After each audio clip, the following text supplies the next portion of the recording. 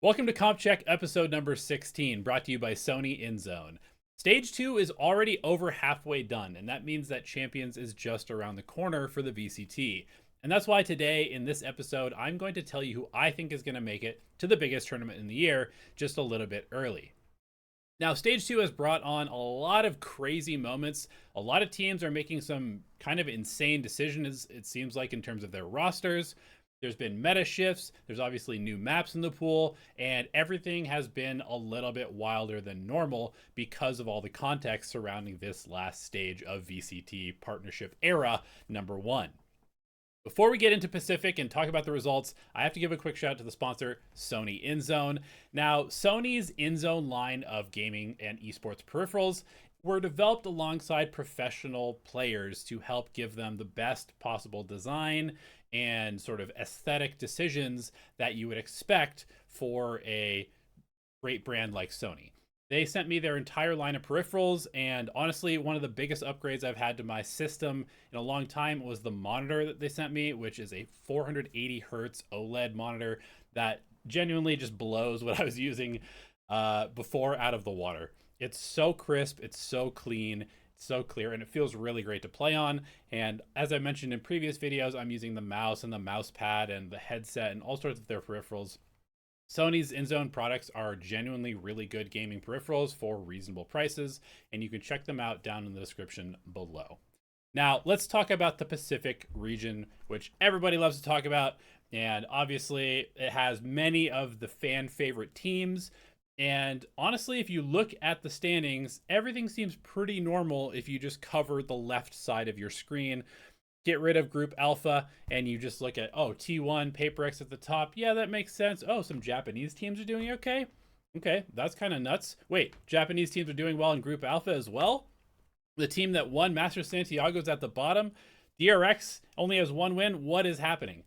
Well, I am here to explain some of the things that I've witnessed over the last week in the Pacific region. And I just kind of want to start with maybe the biggest story, which is that we saw a YouTuber best one of the most prolific coaches in Pacific. Now, obviously, that's a little bit hyperbolic, but when we hop into the matches, I'm just going to go ahead and start with Global against Full Sense because that's what everybody wants me to talk about, and it was the first match of the week. Now, Global, honestly, kind of just destroyed Full Sense. This wasn't particularly close. Ascent was definitely back and forth, and there were certainly some moments where Full Sense could have maybe taken control of the map or made it a little bit more competitive. But once we got over to Summit, it was an absolute obliteration. Genuinely, it seemed like Full Sense had no idea what they were doing on the map, which is kind of surprising because usually Frost is decent at new maps, but in this case, they looked like they were pretty lost as to where to play, how to default, what parts of the map they were supposed to be focusing on.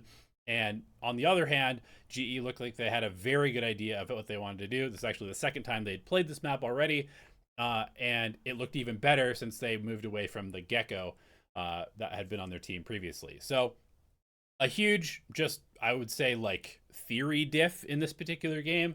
And it definitely was a little bit of a letdown in terms of, the overarching drama. When the players walked out on stage, we saw that Frost and Platoon fist bumped. There was a fist bump between Primi and Autumn. The other players didn't fist bump. I don't want to read too much into that. I think there was definitely a little bit of animosity between the teams, but ultimately it just ended up being another game of Valorant where one team just smashed the other one. And that has been a theme in a lot of games recently, where it feels like things are pretty one-sided in a ton of these series. Now, just to focus a little bit more on this particular matchup, I picked Full Sense. We can actually look at my pick'ems here. I did relatively well this week. I only missed 2, and one of them was this game. I picked Full Sense, but I was very torn. I thought this was super like 50-50. I wasn't sure, is GE going to be a little bit too amped up to play this game? Is Full Sense going to have them downloaded a little bit too much? But ultimately, this is now, I would say, the second time, maybe even more. Certainly, there's been like 2 big beefs with Frost. Obviously, there was the Termi and DRX beef with Frost. And now this one, which, I mean, I don't know if there's beef anymore, but certainly there was a lot of drama going into this series. And in both cases, the Full Sense and then Talon team has utterly crumbled in the matchup. I don't think that the DRX Talon matchup was particularly close either.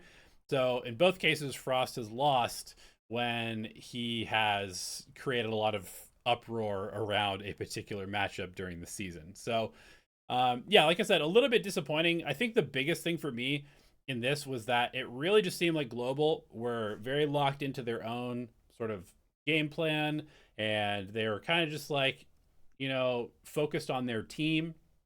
And I wouldn't say that, Full Sense looked overly nervous going into it, but they certainly played significantly worse than we know that they can. And it definitely seemed like, I just keep coming back to this summit that was just, it was genuinely, it looked like, a tier 1 team and a tier 3 team playing against each other on this map. It was pretty awful to watch. So yeah, Full Sense now has to go against, I believe, Genji, or do they play Nongshim next? Look at the pick'ems. Full Sense goes now into their Super Week, so they now have to play double in week 3, and both of these are losable games. Zeta has been looking significantly better than normal, and RQ has looked pretty rough. But there is also some history there because obviously Jovi, the head coach of RQ, was Frost's assistant coach at Talon last year. So it'll be interesting to see how Full Sense does. And I think it's maybe worth, before we go a little bit deeper into some of these pick'ems and matchups, if we just take a look at the actual points as they currently stand. So after week 2, Global now sits at 8 points. They have 2 wins. Full Sense has played 1 less game, but they also have 8 points. T1 has 12 points. Nongshim has 13 points. And PaperX is obviously qualified for champions with 24 points. So that context matters a lot. I think it's really kind of like a 5-team race at the moment for champions, based off of form and also based off of points. Maybe one other team could potentially make their way in there to the conversation, but I really do think that these top 5 teams are probably kind of where it's at in Pacific, at least based off what I've seen so far. So that adds a little bit of extra intrigue to, every single match going forward. Now, there's a couple other crazy results. Veryl beat T1, which obviously, what? They beat them 2-0. And I have a lot of thoughts about this. So, first of all, Veryl beat them playing 6 players. I think this might be one of the first times we've ever seen a 6-player roster have good success. And as you can see, 6 players played for Veryl. So on Split, the roster was Zuna, Foxy9, Zesty, LP, and Cinder. On Haven, it was Foxy9, Klaus, Zuna, LP, and Zexy. And on Sunset, they didn't play. So it was actually just on 2 maps. They swapped out a player. So Klaus played 1 map, Cinder played another map. They both played Omen, interestingly. And in the past, Klaus has played Sentinel. I think he was like their main chamber player before. So I'm not entirely sure what's going on with that.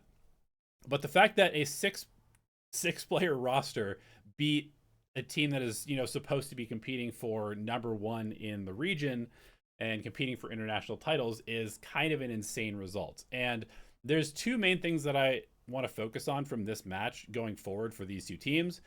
And I want to start with the bad. So as you can see, Meteor has now sort of taken over the primary duelist role for this team. It's not like entirely he's the primary duelist, but he's definitely one of the major, if not the major focus of their team. They're trying to get him the operator a lot. They're trying to put him in a lot of situations where he's set up to succeed. And that is a pretty big shift in their philosophy away from having kind of like Buzz and Izu be the main stars. And I do not like this. And the reason that I don't like this is, first of all, I feel like Meteor is not really an entry player. I mean, he spent the last like 2 years or so of his career playing essentially like a hard lurking role with a bit of ISO, you know, included in that. But most of his value, including his titles, has really come from playing, you know, the Viper and the Killjoy and the Cypher and that type of thing. And so now that he's playing Jet a bunch and playing Chamber as sort of like the main opper for the team, that is a team that also has Buzz, who has historically been a very good opper, and Izu, who was hard carrying opping on Yoru in kickoff, is a very strange decision for this team to be making. And it makes me think that their ceiling is significantly lower than I normally would have said. Because when they brought in DH, that meant that they now had, in my mind, kind of fixed their role issues. I was expecting Izu to just be full-time kind of hard initiator, you know, playing the recon and stuff like that, even though he was a great Yoru player. But he's also played a lot of very good initiator. So I figured that Izu would play, you know, Sova, Fade, whatever else they needed from that sort of area. Munchkin would just play the Viper and the KO as he always has. DH would play the other smokes. Meteor would play, you know, the Vice and the Cypher when they need it, and maybe secondary duelist here and there. And then Buzz would just be their primary duelist as expected. But so far, we've seen some weird things where, like, in this particular series against Varel, they had Buzz on duelist both times. But in their second series against Team Secret, they had Buzz playing Omen. So if we look at their Omen comp, they have Izu on Sova, that's expected, Munchkin on KO, that makes sense. DH playing Cypher, and Buzz playing Omen. Meteor playing Jet. To me, this is a very bizarre decision. Now, obviously, Izu played great, kind of as expected, and Buzz did relatively well on the Omen. And I guess in some sense, Omen is an agent that pairs pretty well with like a duelist mindset and mentality. But I just genuinely don't understand why they're doing this, because DH has been a very good Omen when he's been in the league. Meteor has been a good Sentinel, and Buzz has been a very good Jet op. So I just don't understand why they're doing this. And then the last thing that I want to say about this is, like, in the past when Meteor, let me see if I can even bring this up. When was it? 2023? Meteor Gen G. When he was on Gen G early on in like 2023, when VCT just started. Let's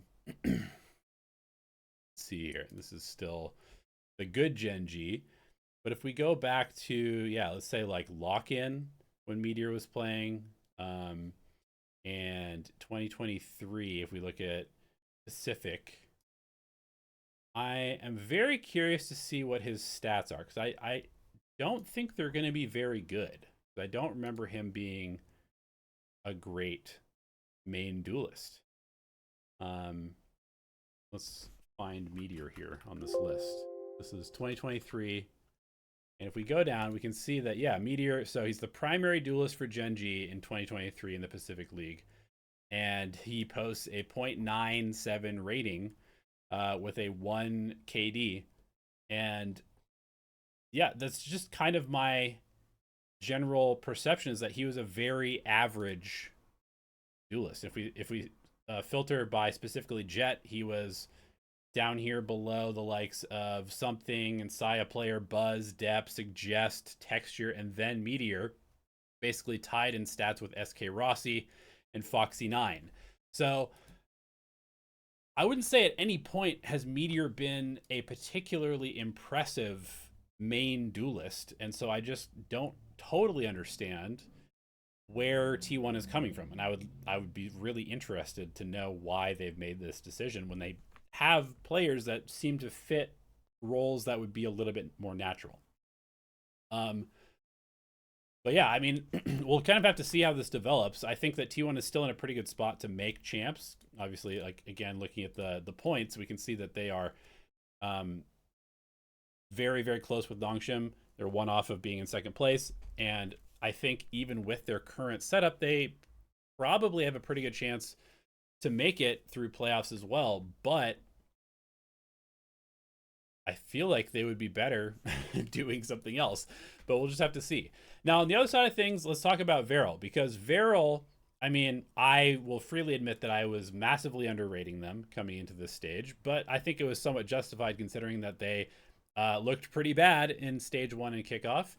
And then they brought in Foxy9, and I liked that pickup because it gave them, you know, a bit more experience. But Foxy9 is also, he's not old, right? I think he's like 22, maybe something like that. He's been around for a while, but he's also kind of on the younger side. So I didn't know whether that like older quote unquote leadership would actually be older leadership, but it seems to have really worked out for them so far, because if you watch them on stage, you can see that he is taking a big role in sort of being an emotional leader on this team.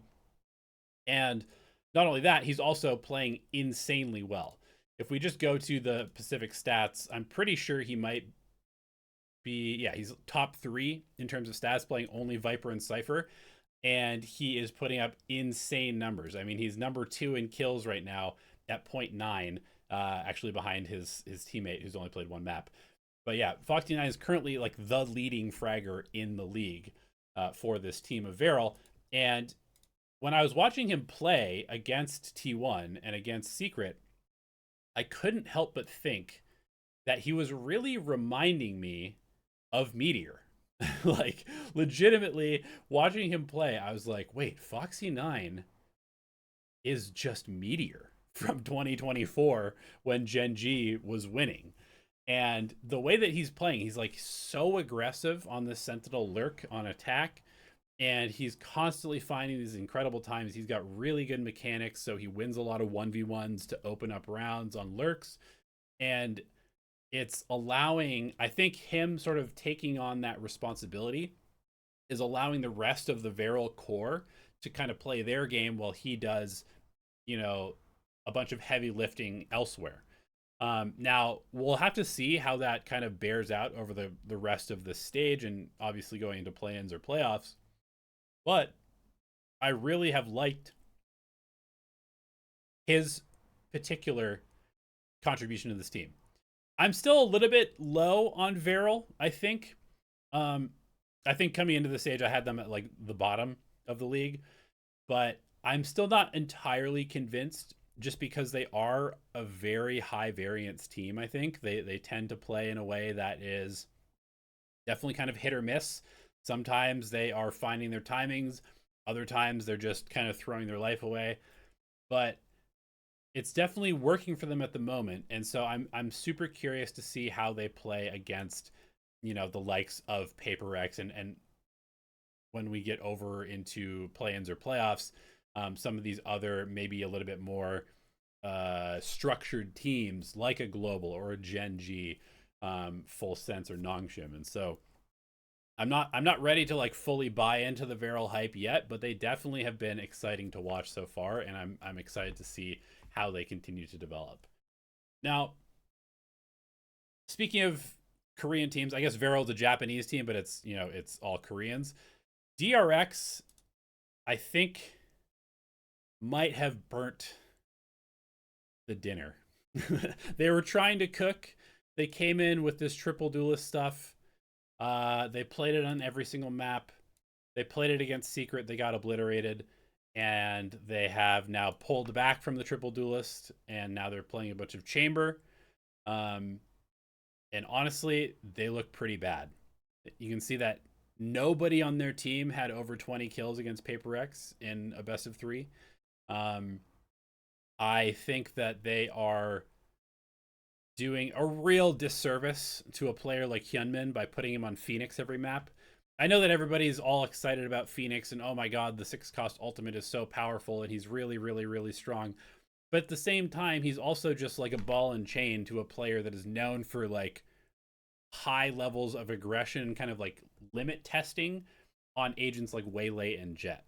And I really think that putting a player that is extremely good on these movement agents and escape agents on an agent like Phoenix that is tied to the ground and basically is like stuck with the pack and can only move forward a couple of times per round with his flashes is completely nerfing everything that makes Hyunmin a good player.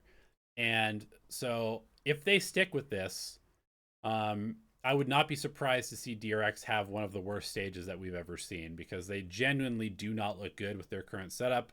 I'm not impressed with Flicker so far. I feel like they're consistently moving freeing around. Like, I mean, just look at this setup. Look at their Breeze setup. Why is freeing on Omen and Mako is on Viper? Obviously, Mako's a great Viper, but also Mako is a great Omen, and freeing has been a pretty good Viper in the past. And I don't think we've ever really seen him play Omen before. So I just feel like their identity doesn't exist at the moment, and what they're kind of just like throwing stuff at the wall, and potentially the one thing that maybe they're doing is just experimenting with a bunch of different stuff right now, knowing that at the end of the day they're just going to have to go through play-ins anyway, because they're not even close in terms of points, and they wouldn't be able to catch up in terms of points. So maybe they're just kind of like trying things out during groups. Obviously that's a little bit dangerous, because you could end up in like the lower bracket, but maybe they just believe that they're good enough to not end up in that spot, and they know that they have to go through plans anyway, so they might as well just try a bunch of stuff and see what works. That's certainly possible. That is not something that I would put past Termi and Glow, but right now they look pretty awful, and so they're very low on my power ranking, which I will show at the end of the Pacific segment. So on the other side of things, PaperX, I mean, destroyed them. PaperX is now showing off an interesting summit with Sage Viper, Raze, Omen, Fade. This looks very reminiscent of a Lotus comp, potentially, which is not that surprising, considering that they have now apparently signed, or I don't know if they've signed, but they're working with Anders, who helped develop the Fnatic Lotus comp, and is friends with Wendler. And so, yeah, some interesting developments for PaperX. So far, I mean, PaperX is PaperX. It's obvious that they're not, like, overly pressured. I mean, why would they be? They're already going to champs. They lost once to T1. They're winning their other games. They'll probably end up at 4-1, I would expect, by the end of this stage. They'll make playoffs, and again, it's like, it doesn't really matter. Like, but they're obviously just a really good team, and it's kind of irrelevant what happens to them, but they're still going to beat most teams because they're just really good. Let's talk a little bit more about Group Alpha, because there's definitely some interesting stuff going on over here. Gen G is now 3-0, and Gen G is a team that, I mean, myself and probably just about everybody else had written off as dead, because they looked terrible. They looked very bad so far this year.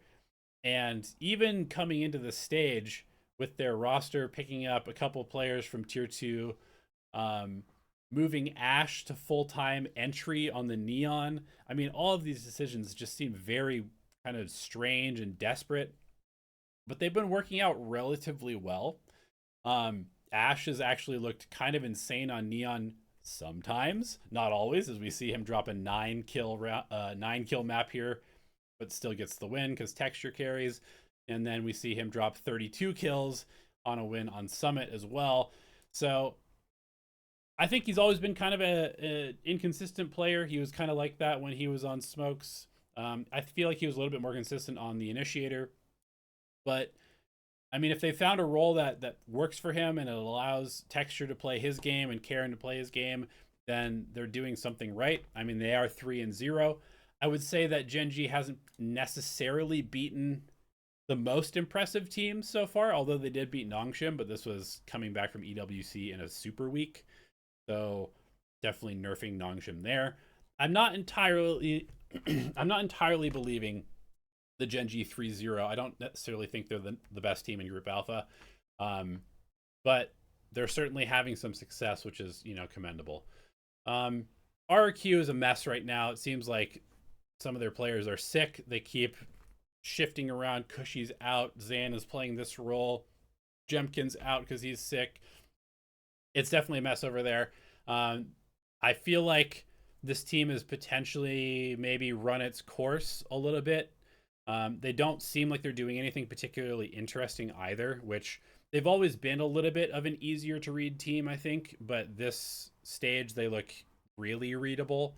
It seems like all of their stuff is kind of messy and not super deep at the moment. And the other team that's been struggling so far that I'm now actually quite high on is Nongshim. Obviously, Nongshim got a little bit screwed. They went pretty deep in EWC. They came back and they played two competent teams in week number 1 back to back, losing to Full Sense, losing to Gen.G. Both of them were 2-1s, and they weren't like incredibly bad matches. And then this last week, they came out and they beat GE, and this was a great series. We had GE dominating on Ascent, playing Yoru Jet, which I love. We'll talk about Yoru here in a second, but GE's Ascent looked insane. They looked super strong. The calling looked really good. The reads looked really good. Nongshim definitely looked a little bit out of it, and also we're just kind of getting dominated. RB playing the Jet for the first time in a couple of years looked pretty rough. And then we head over to Breeze, and Nongshim just looks insane. They looked much cleaner. RB really turned it around playing the Harbor. And, you know, this looks like a team that is kind of starting to figure out who they want to be in this meta. I think they kind of did some of that work at EWC as well. But I really do feel like Nongshim is still a super dangerous team. You know, unlike some teams that, you know, they win a tournament and then the meta shifts and they fall off for good, I feel like Nongshim, you can see them like clawing their way back into relevance. And then on Sunset, they're running Danby, Waylay, RB, Yoru, and they were killing GE. They looked insanely good on this map as well. I love seeing the Yoru come back out because this was one of the best Yoru teams in the world, you know, during their kickoff and then Santiago run. They really understand the agent well, even though it was Francis playing it in the past and now it's RB. I mean, a little bit weird, but it is what it is. I honestly think that Nongshim might be the second best team in the league, despite being 1-2 right now. So with all of that being said, let's go to the pick'ems and let's talk about week 3 matchups. So Viral against DFM is kind of interesting. I could definitely see DFM winning this because I think their controlled style might cause some problems for Viral. I think that Viral's definitely got the momentum, but I also don't necessarily trust them. And DFM actually, you know, they put up a pretty good fight against Paper X last week. So it's not like they're completely outclassed in this league. And I think I actually might pick DFM here. I just genuinely think that their sort of their stylistic matchup against Viral is pretty good. And that might seem kind of crazy with Viral being 2-0 and DFM being 0-2, or are they 1-2 right now? I think they're 0-2. But I don't know. Styles matter a lot. I'm gonna go with DFM here, as weird as that might be. Like I said, I'm not totally believing the Viral hype, but I do think that they are an interesting team to monitor. Full Sense against Zeta is also an interesting matchup. Zeta has actually looked pretty good this stage. They lost to Gen.G, but it was close. Then they beat RQ. Obviously, RQ is pretty bad, but Zeta's definitely playing pretty well. You can definitely see the impact that sticking together and keeping their same roster has had. I was definitely kind of critical of them for keeping the same roster between stage 1 and stage 2 after having kind of an abysmal showing so far this year. But I think that they look a lot sharper now than they did before. It looks like the coaching staff has done a good job with them. They're pretty solid in their roles. Eco has been playing quite well with the operator. Absol has been sending it a lot on the Neon. And they definitely seem to have figured some stuff out. Now, unfortunately for them, I think that Full Sense probably will just outshoot them. And it's not like Zeta is like super upper echelon level of team, but I definitely think Zeta has a chance to make it into playoffs through play-ins. However, I still think that Full Sense is a bit of a better team, so we're going to go with them. Secret against Paper X, unfortunately, you know, as sort of excited as I was for Secret early on, they're definitely still a very like hit or miss team.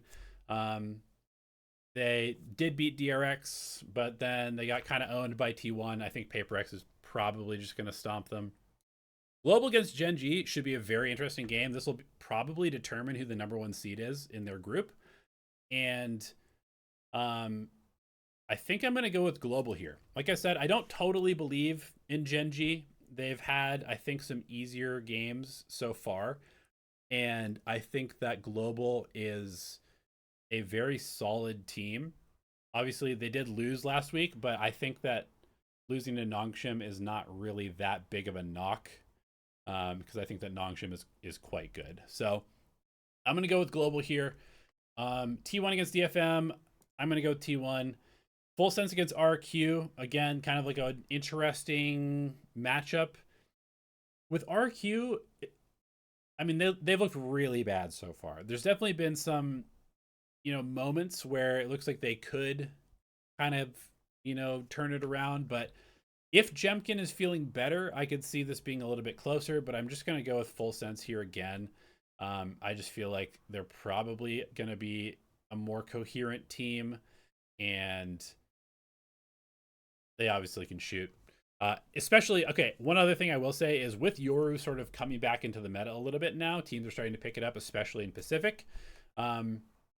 Primi had like the most absurd Yoru stats we've ever seen. You can see Yoru up at 9% now.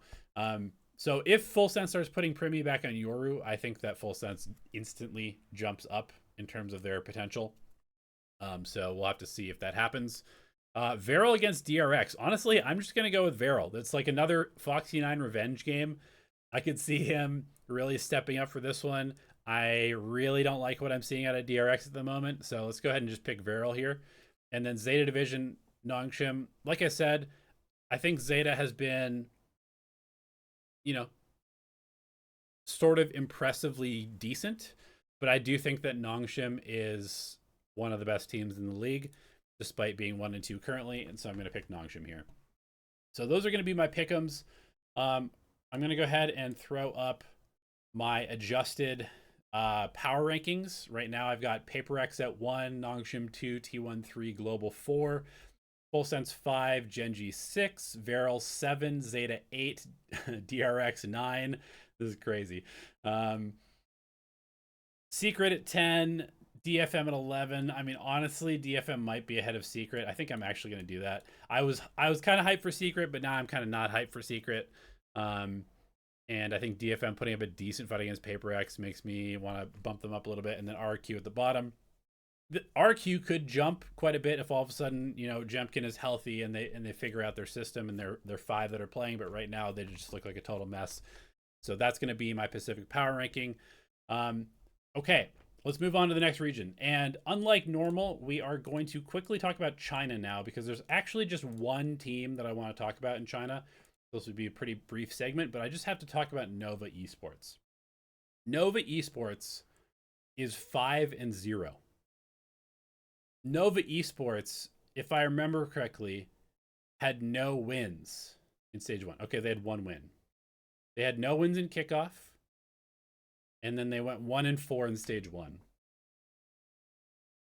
And now they're 5-0, and they're the #1 seed in China. And the reason that I want to talk about NOVA Esports real quick is, first of all, it's just a crazy turnaround for this team. They have sort of revamped their team. They've got CB, who was on their team, went to EDG, had a terrible time at EDG, has rejoined their team. Their coach also, I believe, went to EDG and then came back, if I remember correctly. Yeah, so their coach went to be an assistant coach, left EDG, came back. They picked up this player named Chutian, and the reason I want to focus on him specifically is that he's a player that I learned about last year when I was in Pacific, because he was always in like the top 3 on the Pacific ranked leaderboard. He's a player named Autumn. And so I would be looking at the leaderboards, seeing what players were doing well. You'd always see like the Autumn with the Australian flag, obviously the Autumn that is now on GE. He was on FPX last year. And then there was a second Autumn. And it was obviously not the coach Autumn. And so I ended up sort of just like keeping an eye on this guy because he was just consistently there, like act after act after act. He was like top 3, top 2, top 10, and his stats were like insanely good. And I ended up reaching out to him when he joined. Actually, he hit me up on Twitter to ask me a question about an agent like before the season started. And so I started talking to him a little bit, and then he ended up getting an offer and going to Wolves. And so I've been just kind of keeping tabs on this, ranked player who has essentially graduated into the big leagues, and he had a pretty rough stint on Wolves and then transferred to Nova in March. And he was like a chamber kind of duelist player on Wolves, but he's now the IGL of this Nova team. Playing the Sovas and the Fades and the KOs and all sorts of stuff like that. And um, it's just been a crazy journey for him to go from ranked grinder to being number 1 in China for stage 2.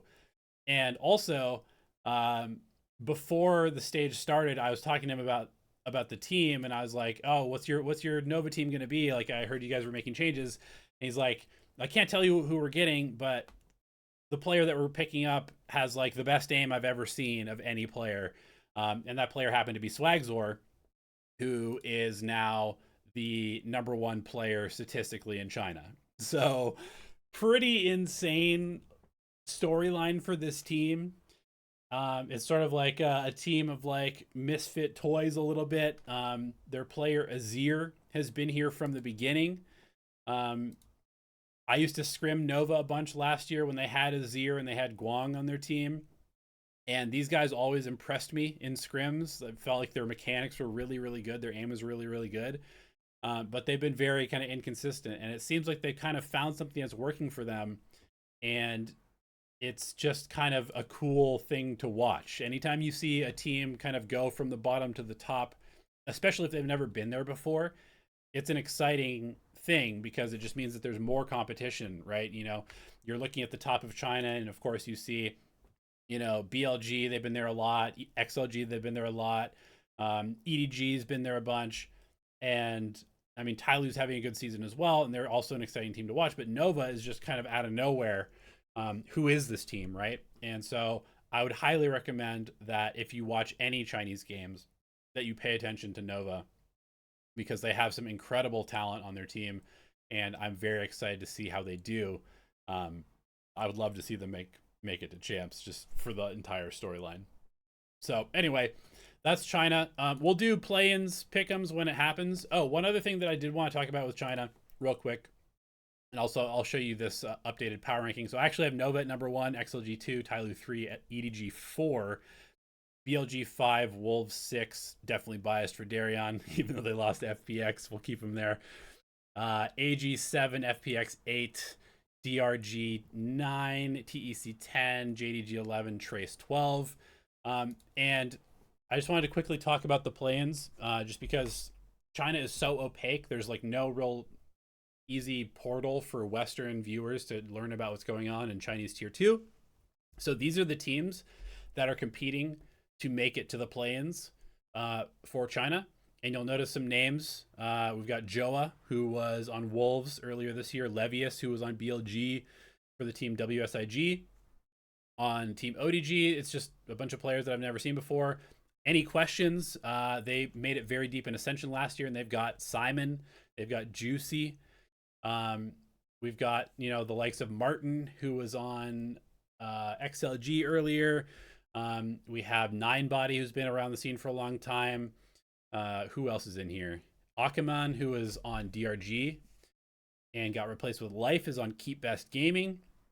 And then we've got a few other names that are kind of familiar and have been around the Chinese scene for a while. Xian, Benali, Cakelin, all on Rare Atom. Of course, Rare Atom is an org that is consistently there in Ascension.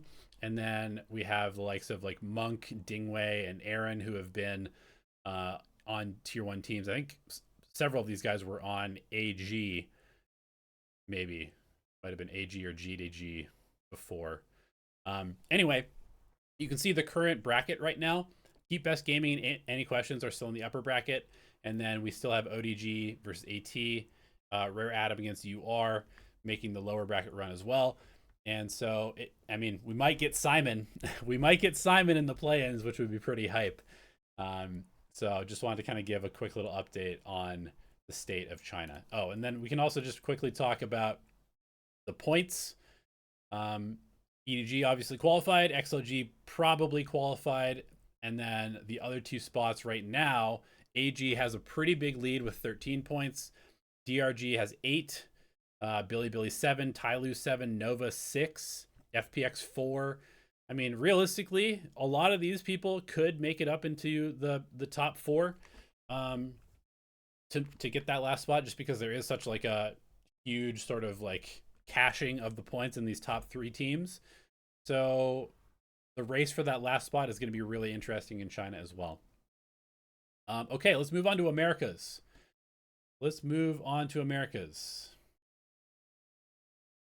And in Americas, we've got kind of expected things, I think, going on for the most part. The biggest thing I would say about Americas right now is that it feels very stratified. And what I mean by that is that there's a super clear tier gap between the good teams and the bad teams. And there's like maybe 1 or 2 kind of middle pack teams. But I would say that maybe like the top 6 teams can all beat each other. And then the bottom 6 teams have almost no chance of beating the top 6 teams. And so that has created a very, I would say, one-sided stage so far. In fact, I think almost every single game was a 2-0. Yeah. Every single game this week was a 2-0. And your boy got all of them correct. Now, I think this was a pretty easy one to predict, but anyway, the big storylines for me right now are, first of all, Leviathan continuing to dominate. They had like a little bit of a down first match, but they've just looked insanely good since then. And then on the other side of things, 100 Thieves has continued their run from EWC. They look incredibly good. They beat G2 in week 1. They beat Crew in super dominant fashion. It'll be really interesting to see them play Sentinels this next week, because Sentinels is also 2-0, and they've looked quite good as well. Now, Sentinels wins are over Cloud9 and Loud, which are probably a little bit easier opponents, but it should be a really fun revival of that rivalry that has been around since the beginning of the game. I think I would definitely lean towards 100 Thieves, just because they look super, super strong. And if you listen to their comms and just like how they're playing the game right now, I think they might be like the second best team in the region currently. But I think Sentinels always has a punching chance. So yeah, both of these teams, obviously sort of like the old heads of Valorant will recognize, the Sentinels 100 Thieves rivalry. But it should be a super fun match this week. And honestly, let's just go ahead and talk about the matches now. I feel like I don't have a ton of storylines for Americas right now. There's just been a bunch of teams that are struggling, and then a bunch of teams that are looking pretty good. And so let's go ahead and do our pick'ems for this week in Americas. We've got Crew against G2. And I think this is another one of these fairly one-sided matches. I had high hopes for Crew. They have a lot of talent on their roster, but it really has not sort of coalesced into anything super reliable this year. They have moments, right? They obviously have incredibly good players on their team, but they just don't seem to have enough consistency. And I really didn't love the heat, the silence to heat move. I mean, Heat played pretty well this week at times, but it's just, I don't know. I think one of the bigger problems that they have right now is that Dante, their Neon player, is really struggling. And we haven't really had a ton of like big carry moments from Les or MW0 either. And so if those two guys are not hitting and their entry duelist is not hitting, it's pretty hard for them to overcome the better teams.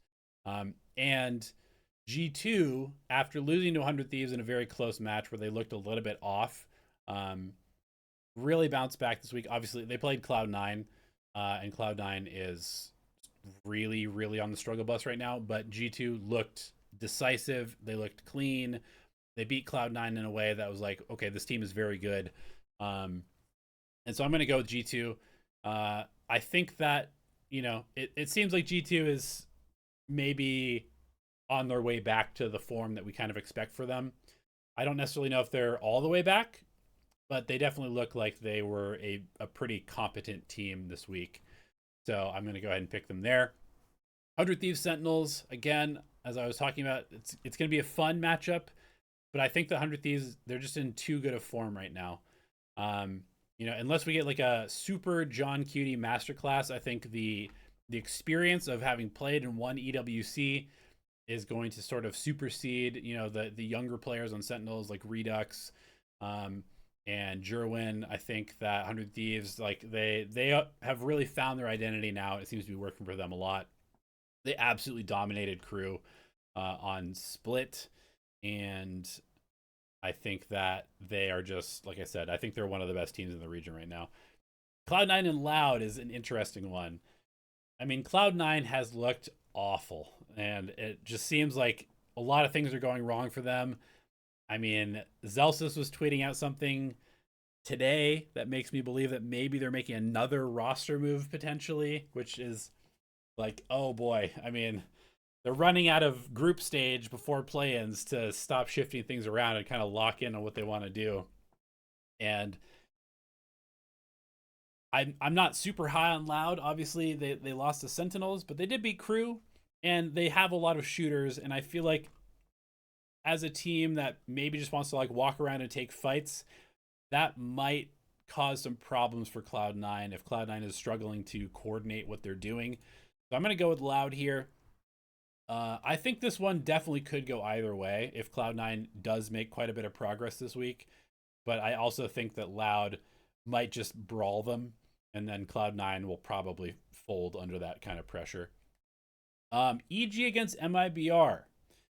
MIBR has been fine. I think they've kind of taken care of business. They lost to Energy. They probably could have beaten Energy. They should have beaten Energy, actually. They crumbled. They beat Envy. Okay. They beat Furia. Also okay. I mean, I think this game was relatively close. Furia is like not a terrible team, despite all of their changes. And MIBR, they took care of business. It wasn't super dominant, but they did their thing. Against EG, it should probably be more of the same. I feel like EG is kind of in like the same category as Furia, maybe a little bit worse firepower wise. So MIBR should take this. Furia against Envy. I mean, Furia is the better team, but also they might be just in like turbo tilt mode now since they're 0-3 and they're really struggling, and they might start kind of like, making some weird changes. And this is really just going to be like whoever shows up, and both teams might kind of be in that mode where they're just like, I don't care anymore. We're kind of cooked. Like, let's just go out there and play. Who does that even favor? I mean, maybe it favors Envy. I don't know. I mean, systems wise, Fury is probably the better team, but I can definitely see Envy just winning this by just like running around and shooting. We'll go with Furia though, because it seems like they're still trying. Like the MIBR game was relatively close at times. Lev Energy is an absolute banger. Ooh man, I don't know how to pick this one. Lev Energy. They played each other somewhat recently, right? Yeah, they played each other at Masters of London. Lev won 2-1. Before that, Energy beat them at EWC. Ooh, it's a good game. It's a good game. I feel like Lev's form is pretty unbelievable right now. But also they've been winning so much that they're not going to change anything, and that might open up some gaps for Energy to exploit and anti them. And Energy tends to be a pretty good prep team. I think I'm going to take a little bit of a flyer here and go Energy. Just based off of that. Like, I think that Lev is still probably the best team in the region, but I'm going to pick Energy because I don't think that Lev has changed a lot. And so Energy should know what's going to happen.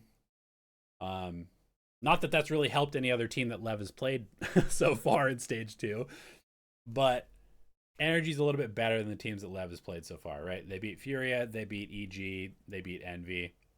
Energy's going to be a bit of a step up in competition, so I'm curious to see whether Energy can put them under any pressure, because Lev has kind of been able to play their game so far.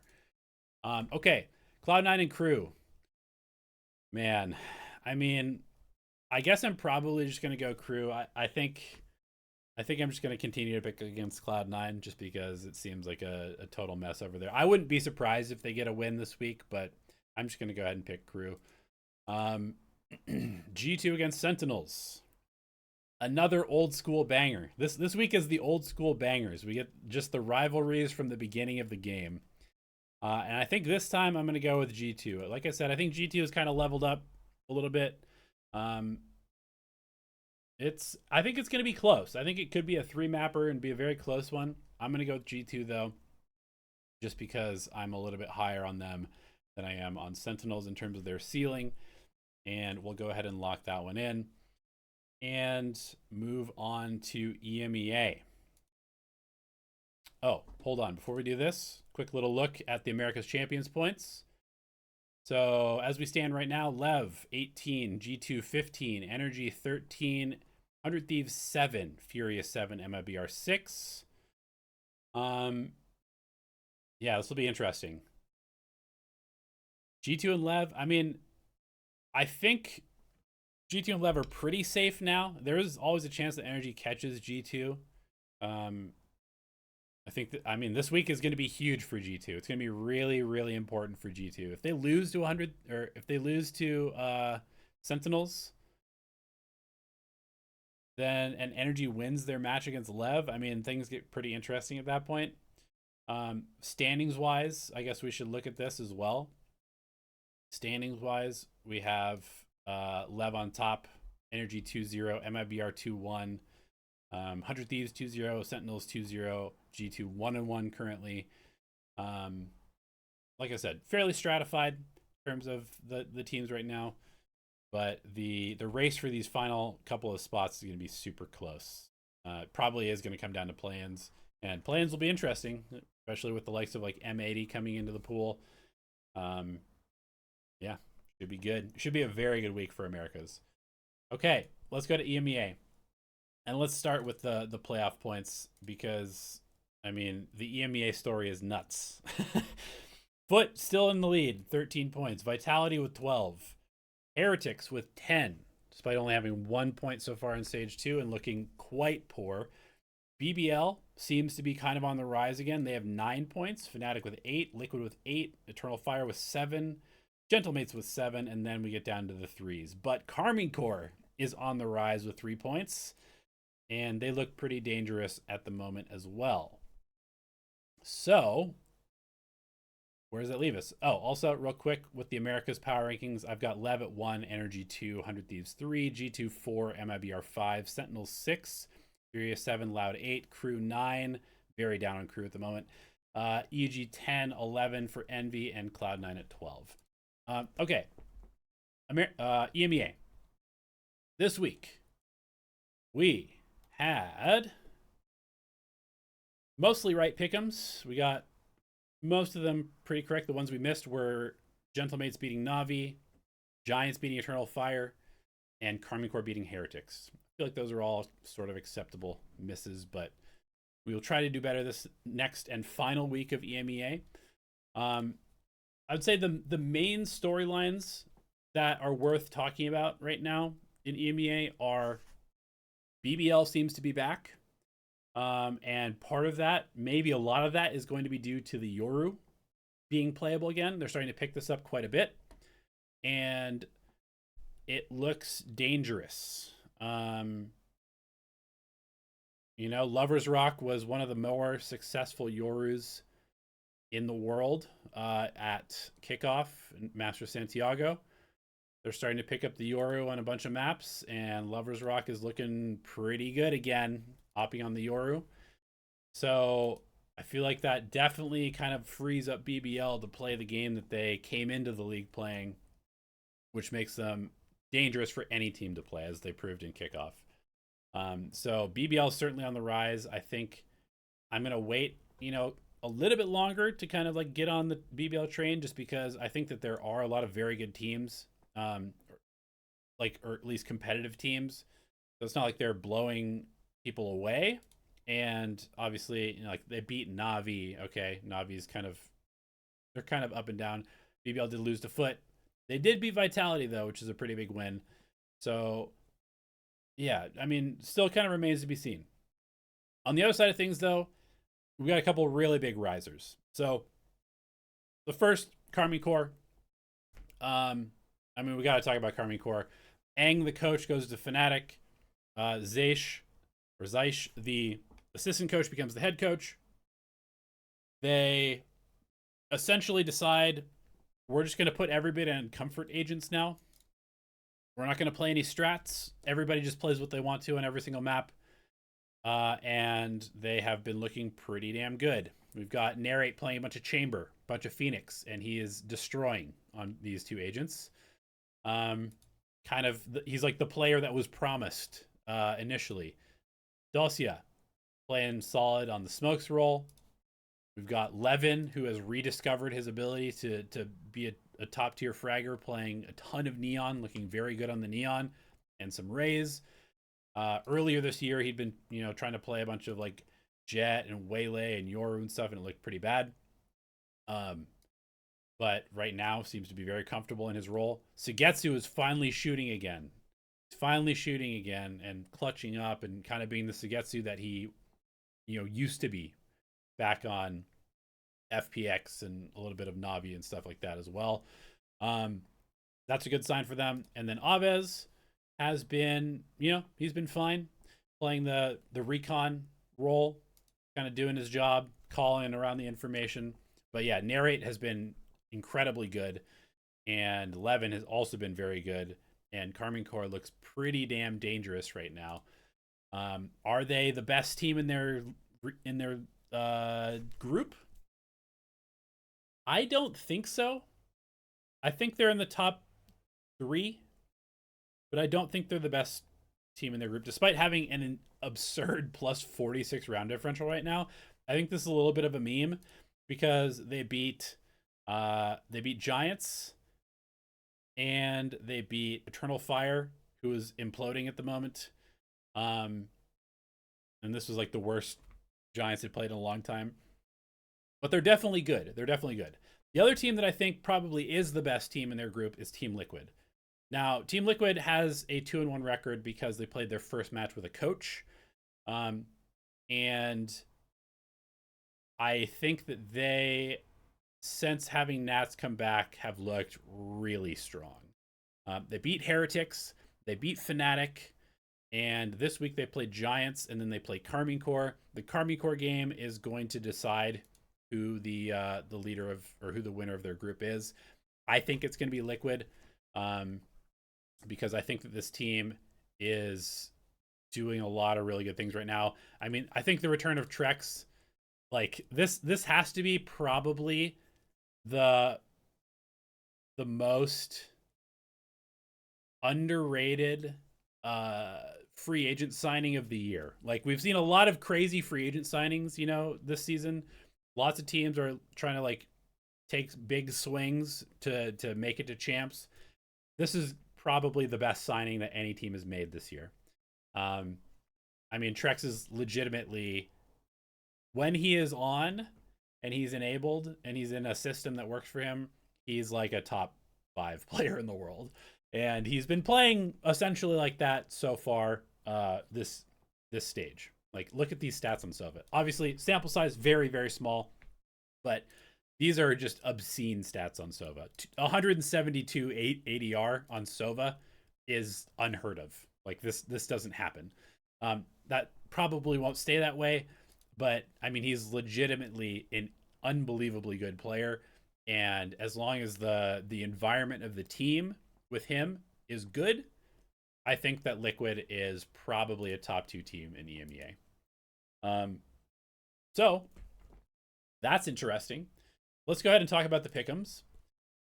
The final week of EMEA, we've got Liquid and Giants. We're just going to go Liquid. Giants, they looked okay last week, but Liquid is just a very good team. Mates against Vitality is actually very interesting. I feel like Mates has been kind of hit or miss. I'm very interested to see if they pick up the Yoru from Martine. They looked pretty clean against Na'Vi. Pretty clean win. Martine continues to just be a stats demon. Their loss to Foot earlier this stage was pretty close, and I think that Foot is like in the upper echelon of this region. So I think this one is actually going to be very close. I think I'm probably going to go Vitality, but I would not be surprised to see Mates win this. I think this is about like a 51-49 type of situation here. Vitality has been a little shaky. They lost to BBL. It was a close series, though. And yeah, I mean, if Martine is playing some Yoru, I would be a little bit worried for Vitality, to be honest. But I'm going to go Vitality for now. Na'Vi against Pacific. I mean, Na'Vi's looked pretty rough, honestly. Pacific obviously is having a terrible season. They're getting beat down by some good teams. It's been a tough stage for them. I mean, Mates is good. They lose to Mates. Foot is good. They lose to Foot. Vitality's good. They lose to Vitality.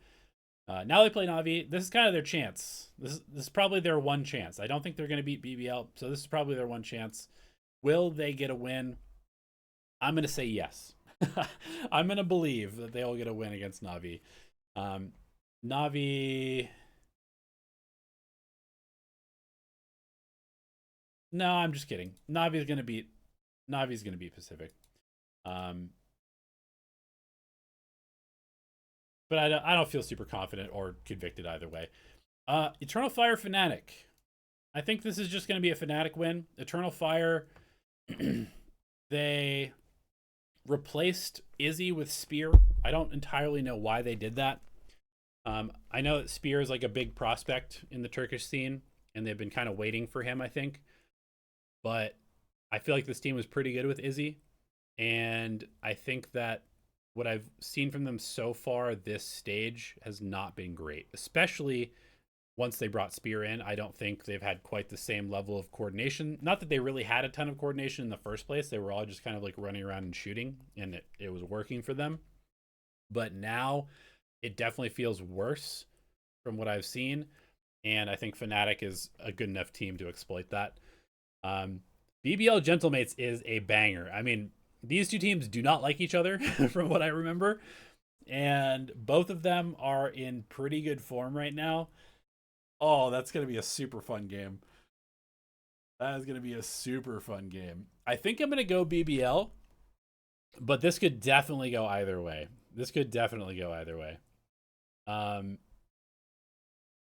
Yeah, we'll go BBL here. I think leaning into the Yoru is working out really well for them. But yeah, I mean, this is going to be a very fun match to watch. Giants against Heretics. Okay, we have to talk about Heretics real quick. They are, I think they're just a little lost. I don't think I'm ever going to trust this team again. I obviously had them very high in my initial power rankings because they looked good in stage 1. They didn't have a good Santiago, but I figured they would come back to EMEA and rebuild. But they look like they are pretty lost. They got destroyed by Army Corps. And I just kind of have to look at these roles for a second. On Sunset, they are playing Poshmaris on Neon. That makes sense. He's a Neon player. Woot on KO. Woot on KO? Why is he on Duelist? Well, they used to play Woot on KO when they were one of the best Sunset teams in the world, when they had Miniboo. This is basically just their comp from when they were insanely good at Sunset, so I'm not surprised to see them playing this. However, it did not go very well.